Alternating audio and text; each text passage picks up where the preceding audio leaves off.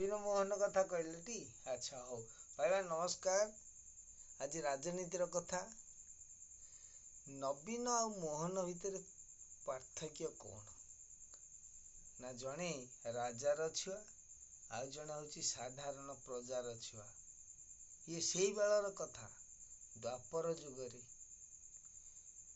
ବଜ୍ରଭଦ୍ର ରାଜାଙ୍କୁ ପାଖକୁ ଯାଇଥିଲେ ଅର୍ଜୁନ ଯୁଦ୍ଧ ପାଇଁ ଆହ୍ୱାନ ଦେବାକୁ। ଅଶ୍ଵ ଧରିକି ଯାଇଛନ୍ତି, ବୁଲୁଛନ୍ତି। କହିଲେ ଯଦି ଆମ ଅଶ୍ଵକୁ ସମର୍ଥନ ନ କରିବ ତାହେଲେ ତମ ସାଙ୍ଗରେ ଯୁଦ୍ଧ କରିବାକୁ ପଡ଼ିବ, ନହେଲେ ହାର ମାନିବାକୁ ପଡ଼ିବ। ତେଣୁ ବଜ୍ରଭଦ୍ର ସେ ଅର୍ଜୁନଙ୍କୁ କହିଲେ କାହିଁକି ଆମେ ଯୁଦ୍ଧ କରିବା? ବିନା ଯୁଦ୍ଧରେ ଯଦି ଆମର ସମାଧାନ ହେଇଯିବ ତାହେଲେ ଯୁଦ୍ଧ କାହିଁକି କରିବା?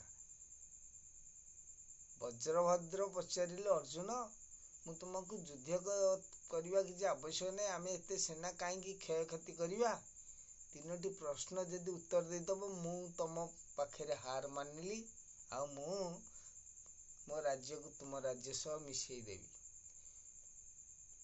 ଅର୍ଜୁନ କହିଲେ ଆଉ କୁହନ୍ତୁ। ପ୍ରଥମ ପ୍ରଶ୍ନ ପଚାରିଲେ, କ୍ଷେତ ଅଛି, ଚାରି ସାଇଡରେ ବାଡ଼ ନିଖୁଣିତ ଭାବରେ ବନ୍ଧା ଯାଇଛି, କୌଣସି ପଶୁ ତା ଭିତରକୁ ପ୍ରବେଶ କରିବାରେ ନାହିଁ, କିନ୍ତୁ ଫସଲ ଖାଇଲା କିଏ? ଅର୍ଜୁନ ପ୍ରଶ୍ନର ଉତ୍ତର ଦେଇପାରିଲାନି। ସତ ଥିଲା ଯଦି ପ୍ରଶ୍ନର ଉତ୍ତର ନ ଦେବ ପାଷାଣ ବନିଯିବ, ଅଧା ପାଷାଣ ହେଇଗଲେ।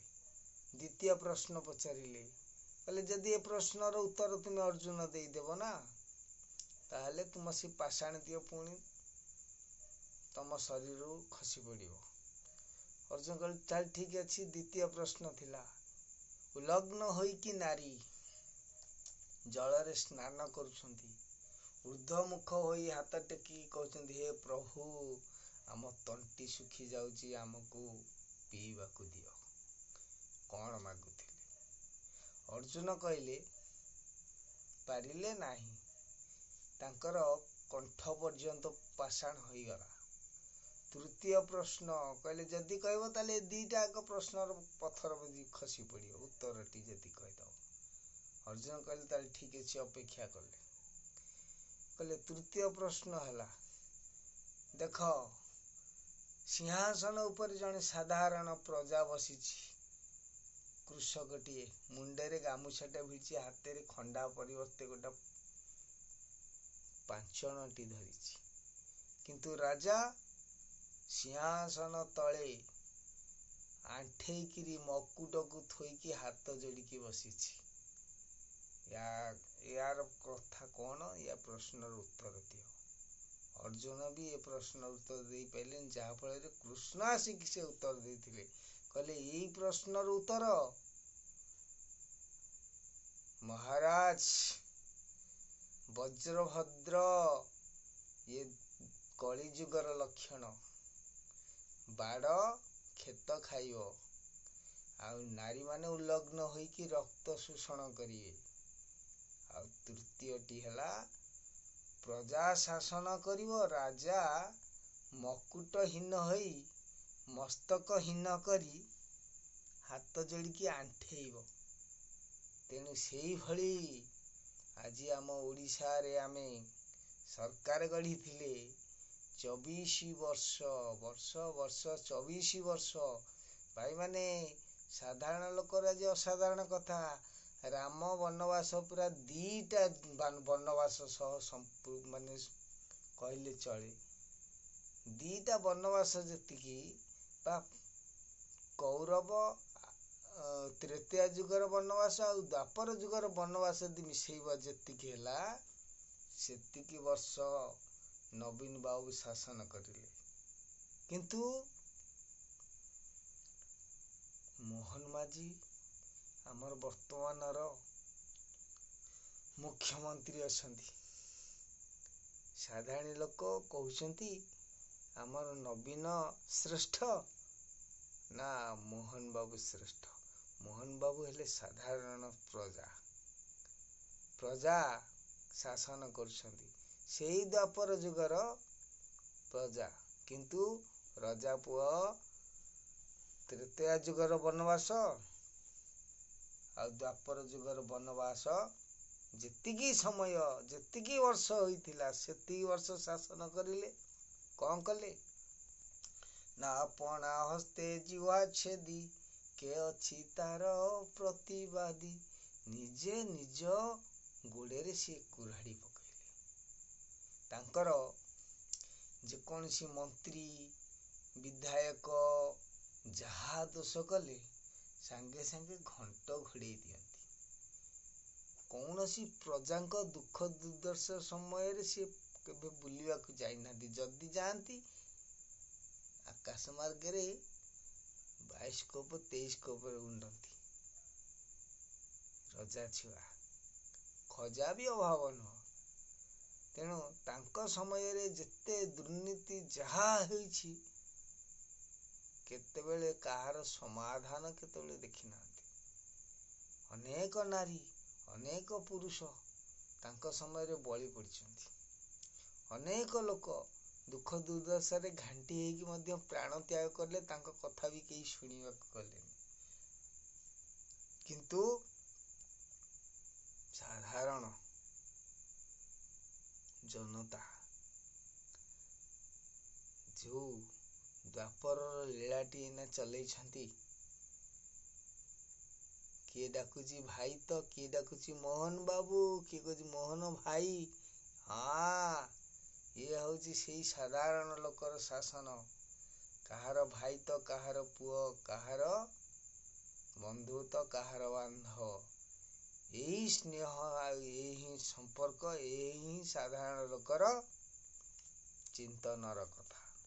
ସଂସାରରେ ବା ଘରେ ବା ସମାଜରେ ଯଦି ଦୁଃଖ ଦୁର୍ଦ୍ଦଶା ପଡ଼େ ପାଖରେ ଠିଆ ହୁଅନ୍ତି କିଏ? ଭାଇ, ବନ୍ଧୁ, ସହୋଦର, କୁଟୁମ୍ବ ଏଇମାନେ ଠିଆ ହୁଅନ୍ତି। କିନ୍ତୁ ସେ ରଜା ଛୁଆ ଠିଆ ହେବେନି। ସେ କୋଉଠି ଠିଆ ହୁଅନ୍ତିନି। ସେ ସିଂହାସନ ଅଳଙ୍କୃତ କରନ୍ତି, ବସି ରୁହନ୍ତି ଗମ୍ଭୀରି ଭିତରେ। ତେଣୁ ସେଥିପାଇଁ ତାଙ୍କର ମନ୍ତ୍ରୀ, ଏମଏଲଏ, ଏମପିଠୁ ଧରିକି ଯିଏ ଯାହା ଅନ୍ୟାୟ ଅନୀତି କାର୍ଯ୍ୟ କଲେ, ସମାଜକୁ କଳୁଷିତ ଆଡ଼କୁ ନେଲେ, ଆଉ ସମାଜକୁ 100 ଯୁଗ ପଛକୁ ଫେରେଇ ଦେଲେ। କୃଷକମାନେ କୃଷି କାର୍ଯ୍ୟରୁ ନିବୃତ୍ତ ରହିଲେ, ଆଉ ତାଙ୍କ କ୍ଷେତ ପଡ଼ିଆ ପଡ଼ିଗଲା। ସେମାନଙ୍କୁ ଆଳସ୍ୟ ରୂପ ଦେଇଦେଲେ, ଦାଦନ କରିଦେଲେ। ଇଏ ହଉଛି ଆମର ସରକାରର ବିକାଶ ଥିଲା ସେତେବେଳେ। 24 ବର୍ଷ ଶାସନ, ତ୍ରେତୟା ଯୁଗର ବନବାସ ଆଉ ଦ୍ୱାପର ଯୁଗର ବନବାସ ଶେଷ ସମୟ ଯେତିକି ବର୍ଷ, ଏଇ କଳି ଯୁଗରେ ଆମର ରାଜା ପୁଅ ଶାସନ କଲେ ସେତିକି ବର୍ଷ। କିନ୍ତୁ ସାଧାରଣ ପ୍ରଜାର ପିଲା ମାତ୍ର 1.5 ବର୍ଷରୁ 2 ବର୍ଷ ଭିତରେ ଏତେ ଲୋକପ୍ରିୟତା ହାସଲ କ'ଣ ପାଇଁ କଲେ? କୋଉ ଲୀଳା ଚାଲିଛି ଏଠି? ଭାଇମାନେ ଭାବିବେନି ଏଇ ଯୋଉ ଶାସନଟି ଚାଲୁଛି, କିଏ ଅଟ୍ଟହାସ୍ୟ କରିଥିଲା, କିଏ ଉପହାସ୍ୟ କିଏ କରିଥିଲା, କିଏ କହିଲା ଇଏ ଗୋଟେ ଜଣେ ମେଳଛ ଶୂଦ୍ର ଘରର ଛୁଆ, ଇଏ କି ଶାସନ କରିବ? କାଉଁ କାଉଁ ନେତା ଥାଉଁ ଥାଉଁ। କୁହନ୍ତୁ ତ ବିରୋଧୀ କୁହନ୍ତୁ ବା ଦଳୀୟ କନ୍ଦଳ ଭିତରେ ବି କୁହନ୍ତୁ। କହିଲା ସତ୍ୟରେ ବାମନ, ତ୍ରେତୟାରେ ରାମ, ଦ୍ୱାପରେ ବୈଶ୍ୟ ବୋଲାଇ, କଳିରେ ଶୂଦ୍ର ଯେ ଶାସନ କରିବୁ, ଦେଖିବୁ 3 ଜାତି ଯାଇ। ଯୋଉ ବ୍ରାହ୍ମଣ, ଯୋଉ କ୍ଷତ୍ରିୟ ଆଉ ଯୋଉ ବୈଶ୍ୟ, 3 ଯୁଗର 3 ଜାତି ଶାସନର ଦାୟିତ୍ୱ ନେଇଥିଲେ। କିନ୍ତୁ କଳି ଯୁଗେ ଏଇ ଶୂଦ୍ର ଶାସନ କରିବ। ଦେଖରେ ରାଜା ଘରର ଛୁଆ ଶାସନ ମଧୁର ନା ସାଧାରଣ ଲୋକର ସେଇ ଦ୍ୱାପର ଲୀଳାର ଶାସନ, ଯାହାକୁ କୃଷ୍ଣ ନିଜେ ବଜ୍ରଭଦ୍ରକୁ କହିଥିଲେ ଆଉ ଅର୍ଜୁନକୁ ମୁକାଳିଥିଲେ। ରହରେ ରହ ଜଗତ କିମ୍ପା ହେଉଛୁ ଆତୁର। ସାଧାରଣ ଲୋକ ଶାସନ କରିବ ଦେଖିବୁ ରେ ବେନି। ନେତ୍ରରେ ଦେଖିବ କଣ ଘଟଣା ହବ। ଆଉ କହିଲେ ଯୁଧିଷ୍ଠିର ଯିଏ ଶାନ୍ତ ଆଉ ସରଳ ଆଉ ଧର୍ମବନ୍ତ ଥିଲେ ସିଏ ହେଲେ ଯୁଧିଷ୍ଠିର ମହାରାଜ ଦ୍ୱାପର ଯୁଗରେ। ସେ କେତେବେଳେ ଅନ୍ୟାୟକୁ ପ୍ରଶ୍ରୟ ଦିଅନ୍ତିନି। ଯଦି କିଏ ଦୋଷ କଲା ତାଙ୍କୁ ସିଏ କ୍ଷମା କରିଦିଅନ୍ତି, ବୁଝେଇକି ଛାଡ଼ି ଦଉଥିଲେ। ଯେତେବେଳେ କହିଲେ ହସ୍ତିନା କଟକର ରାଜା କିଏ ହେବ, କହିଲେ ଯୁଧିଷ୍ଠିରଙ୍କୁ କରିବା। ସେତେବେଳେ ବି ଆକ୍ଚୁଆଲି ମତମତାନ୍ତର ଆଉ ପ୍ରକୃତ ଯୋଦ୍ଧା ଆଉ ଶ୍ରେଷ୍ଠ ବୀର କିଏ ହବ ଯିଏକି ସିଂହାସନ ଅଳଙ୍କୃତ କରିବ ବଛା ଯାଇଥିଲା। କିଏ କହିଲେ ଯୁଧିଷ୍ଠିର ବଢିଆ ଧର୍ମବନ୍ତ ଆଉ ଭଲ ନ୍ୟାୟ ବିଚାର କରିବେ। କିନ୍ତୁ କୁଳ ପୁରୋହିତ ମାନେ ଗୁରୁମାନେ ମନା କଲେ, କହିଲେ ନା ନା ନା, ଯୁଧିଷ୍ଠିର ଧର୍ମ ବିଚାର କରିବେ। ଯିଏ ଅଧର୍ମ କାମ କରିଥିବ ତାକୁ ବୁଝେଇବେ, ପୁଅ ନା କଣ ହେଲା, ନା ତୁ ଗୋଟେ ମାଙ୍କଡ଼ ମାରି ଦେଇଛୁ, ନା ହଁ ଆଉ ଦିନେ ମାଙ୍କଡ଼ ମାରିବୁନୁ ଯା, ମହାପାପ। ସେ ସେଇଟାକୁ ବୁଝେଇକି ଛାଡ଼ିଦେବେ। ସେ ପିଲାକୁ ଦଣ୍ଡ ଦେବେନି, ଛାଡ଼ିଦେବେ। ତାପରେ କଣ କରିବ, ପିଲା ବୁଝିଲା ମାଙ୍କଡ଼ ମାରିବାକୁ ତ ମତେ ମନା କଲେ କିଏ, ନା ଯୁଧିଷ୍ଠିର ମହାରାଜ। ମୁଁ ଏଥର ମାଙ୍କେଡି ମାରିବି, ଆଉ ଅଣ୍ଡିରା ମାଙ୍କଡ଼ ମାରିବିନି, ମାଇ ମାଙ୍କଡ଼କୁ ମାରିବି। ତେଣୁ ସେଇ ଯୋଉ ଶାସନ ଦାୟିତ୍ୱଟା ନେଇଥିଲେ, ତାଙ୍କର ଯୋଉ ଲକ୍ଷଣଟି, ଗୁରୁମାନେ କହିଲେ ନା ନା ନା ନା ନା, ଇଏ ଯୋଉ ଯୁଧିଷ୍ଠିର ଯୋଉ ଶାସନ କରୁଛନ୍ତି ଇଏ ଠିକ ଶାସନ ନୁହଁ। କାହିଁକି? ତାଙ୍କୁ ସେଥିପାଇଁକା ସିଂହାସନ ଦେଲେନି। କହିଲେ ମାଙ୍କଡ଼ ଜଣେ ମାରିଲା, ଗୋଟେ ଜୀବ ହତ୍ୟା କଲା, ତାକୁ କହିଲେ ମାଙ୍କଡ଼କୁ ମାରିବୁନୁ, ମାଙ୍କଡ଼ ମାରିଲେ ମହାପାପ। ରଜା ପୁଅ ମାଙ୍କଡ଼ ମାରିଲେ ଦୋଷ ନାହିଁ। କିନ୍ତୁ ରଜା ପୁଅ କଥାରେ କହନ୍ତି, ରଜା ପୁଅ ମାଙ୍କଡ଼ ମାରିଲେ ଦୋଷ ନାହିଁ, ତା ମାନେ କଣ, ମାଙ୍କେଡି ଏରାକୁ ମାରିଲେ ଦୋଷ ହବ। ଆଉ ସେଇଭଳି ଏମିତି ସରଳ ବ୍ୟାଖ୍ୟାରେ ବୁଝେଇକି ସେ ଧର୍ମ ପ୍ରବଚନ ଦେଇକି ଯୁଧିଷ୍ଠିର ଯେତେବେଳେ ବିଚାର ଛାଡ଼ିଦେ, ମାନେ ମୀମାଂସା କରିଦିଅନ୍ତି, ପରୀକ୍ଷା ଚାଲିଛି ନା କିଏ ରଜା ହେଲେ କଣ କଣ ସଜା ଦେଇପାରିବେ। ଯୁଧିଷ୍ଠିର ଯିଏ ଯେତେ ଦଣ୍ଡ ବିଧାନ, ଯାହା ଦୋଷ, ଚୋରି ଟସ୍କର ଯାହା କଲା ସମସ୍ତଙ୍କୁ ବୁଝେଇକି କ୍ଷମା କରିକି ଛାଡ଼ିଦିଏ। ତାଙ୍କର ରେଜଲ୍ଟ ଗୋଟେ ବଣ୍ଡିଲରେ ବନ୍ଧା ହେଇକି ରହିଲା। ଦୁର୍ଯ୍ୟୋଧନକୁ ଡାକିଲେ, କହିଲେ ଆଚ୍ଛା ଦୁର୍ଯ୍ୟୋଧନ ତମେ ଏକରେ ବସ, ପ୍ରଶ୍ନ ହଉଛି ତମକୁ ପୁଣି, ନା କଣ କୁହନ୍ତୁ। ନା ତୁମେ ତମ ଶାସନ କାଳ ଭିତରେ ଜଣେ ଚୋର ଚୋରି କରୁଛି, ତମେ କଣ ଦଣ୍ଡ ଦବ? କହିଲା ଚୋରି କରିବ ମୋ ଶାସନ କାଳରେ? ଚୋର କଣ ଗୋଡରେ ଉଠେଇକି ଆଣିବ କି? ପ୍ରଥମେ ଗୋଡରେ ଉଠେଇବା କି ଯୋଉଟା ଯୋଉ ଅଙ୍ଗ ଭୁଲ କରିବ ମୁଁ ତ ସେଇ କାମ କରିବି। ଯିଏ ରେପ୍ କରିବ ବଇଁଶୀ କାଟିଦେବି। ଯିଏ ଚୋରି କରିକି ଗୋଟେ କିଛି ହାତରେ ଉଠେଇକି ଆଣିଲା କିମ୍ବା ବନ୍ଧୁକ ଧରିଲା, ତା ହାତ ଆଙ୍ଗୁଳି ସହ ଉଡେଇଦେବି। ତାଳି ମାରରେ ଆମର ରଜା ବଛା ହେଇଗଲା ହସ୍ତିନା କଟକ ପାଇଁ, ହସ୍ତିନା ସିଂହାସନ ପାଇଁ। ସମସ୍ତେ ଆଶ୍ଚର୍ଯ୍ୟିତ, କହିଲେ ଆରେ କଣ ତାଳି ମାରିବା? ତାହେଲେ କଣ ବିଚାର ହେଲା ଦେଖିବା। ନା ଦୁର୍ଯ୍ୟୋଧନ ହଉଛନ୍ତି ହସ୍ତିନା କଟକର ରାଜା। କହିଲେ କଣ? ପ୍ରଜା ମାନଙ୍କ ଭିତରେ ଅସନ୍ତୋଷ ଭାବ ବି ଆସିଲା। ଦି ଭାଗ ହେଇଯାଇଛନ୍ତି। ଦଳେ ରହିଛନ୍ତି ଧର୍ମରାଜ ଯୁଧିଷ୍ଠିରଙ୍କ ପଟେ, ଆଉ ଦଳେ ରହିଲେ ଦୁର୍ଯ୍ୟୋଧନଙ୍କ ପଟେ। କହିଲେ ଘୋଷଣା ହବ କାହାକୁ? ନା ଦୁର୍ଯ୍ୟୋଧନ ଘୋଷଣା ହେଇଗଲା ପରେ ଯୁଧିଷ୍ଠିରଙ୍କର ସମର୍ଥକ ମାନେ କଣ କରୁଛନ୍ତି, ଆଶ୍ଚର୍ଯ୍ୟ ହେଇଯାଇଛନ୍ତି। କଣ ଇଏ କହୁଛନ୍ତି ଯଦି ଜଣେ ଗୋଟେ ଜୀବକୁ ମାରିଲା ତାକୁ ବୁଝେଇକି ଛାଡ଼ି ଦଉଛନ୍ତି, କିମ୍ବା ଯଦି ଜଣେ ଚୋରି କଲା ତାକୁ ବୁଝାଉଛନ୍ତି ବାପରେ ଚୋରି କରିବା ମହାପାପ, ତୁ ପରଧନ ଲୁଣ୍ଠନ କରିବୁନି, ତାକୁ ଏମିତି ବୁଝେଇକି ଛାଡ଼ନ୍ତି।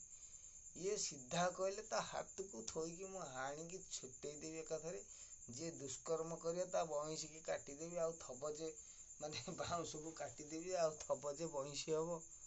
ଆଉ ଏଭଳିଆ ରାଜା, ଏଇ ନିଷ୍ଠୁରଟାକୁ ତମେ ରାଜା କଲ। ସାଙ୍ଗେ ସାଙ୍ଗେ ଘୋଷଣା ତ ହେଇଗଲା, କିନ୍ତୁ ସାଧାରଣ ଲୋକଙ୍କର ପ୍ରଶ୍ନ ଆନ୍ଦୋଳନ କଲା। ଗୁରୁଦେବଙ୍କୁ କୂଳ ପୁରୋହିତଙ୍କୁ ପଚାରିଲେ ଦୁର୍ଯ୍ୟୋଧନଙ୍କର କ'ଣ ଲକ୍ଷଣ ଦେଖିକି ଆପଣ ତାଙ୍କୁ ରାଜା କଲେ? ଇଏ ତ ଜଣେ ମହାକ୍ରୋଧୀ, ଯିଏ ଛୋଟ ଛୋଟ ଭୁଲ କରିବ ବି ଇଏ କ୍ଷମା ଦେବେନି, ଇଏ ତ ତା ଜୀବନ ନେଇଯିବେ, ଫାଶୀ ଦେଇଦେବେ, ଶୂଳି ଦେଇଦେବେ। କହିଲେ ନା, ହେଲା ରେ ଦଣ୍ଡୀ ଆସକ୍ତି ଯାର ଥାଇ, ସେ ପୁଣି କ୍ଷମା ଚରଇ। ଇଏ ହଉଛି ପ୍ରକୃତ ରାଜା। ତେଣୁ ଭାଇମାନେ, ସମସ୍ତେ ଆମେ ରାମକୁ ଉଚ୍ଚ ଆସନ ଦଉଛେ, ରାବଣକୁ ନିମ୍ନାସନ ଦଉଛେ। ଧର୍ମରାଜ ଯୁଧିଷ୍ଠିରଙ୍କୁ ଉଚ୍ଚ ଆସନ ଦଉଛେ, ଆଉ ଦୁର୍ଯ୍ୟୋଧନକୁ ନିଚ ଆସନ ଦଉଛେ। ନାଇଁ ନାଇଁ ନାଇଁ, ଏଇ ହଉଛି ବିଚାର ଆଉ ବିମର୍ଶ, ଆଉ ଏଇ ହଉଛି ନ୍ୟାୟ ବିଚାର ଆଉ ଧର୍ମ ବିଚାର। ତେଣୁ ଆପଣମାନେ ଭାବୁଥିଲେ ବୋଧେ ଆମ ନବୀନ ବାବୁ ଭଲ କଠିନ ଶାସନ କରୁଥିଲେ। ଆରେ ଭାଇ, କଠିନ ଯଦି ଶାସନ କରୁଥିଲେ, ସାଧାରଣ ଲୋକ ଯାଇଥିଲା ଯାଜପୁର, କେନ୍ଦୁଝର, ସୁକିନ୍ଦା ସବୁ ବୁଲିଲା। ବିରାଟ ବିରାଟ କାୟ ପାହାଡ଼ ଥିଲା 10 ବର୍ଷ ତଳେ, କିନ୍ତୁ ଏବେ ସେ ପାହାଡ଼ କୋଉଠି ଅଛି କିଛି ଦେଖାଯାଉନି, କୁଆଡ଼େ ଗଲା? କହିଲା ମାତୃହରଣ, ମା କିଏ? ଜନନୀ ଜନ୍ମଭୂମିଶ୍ଚ ସ୍ୱର୍ଗଦୀପ ଗରିୟସୀ।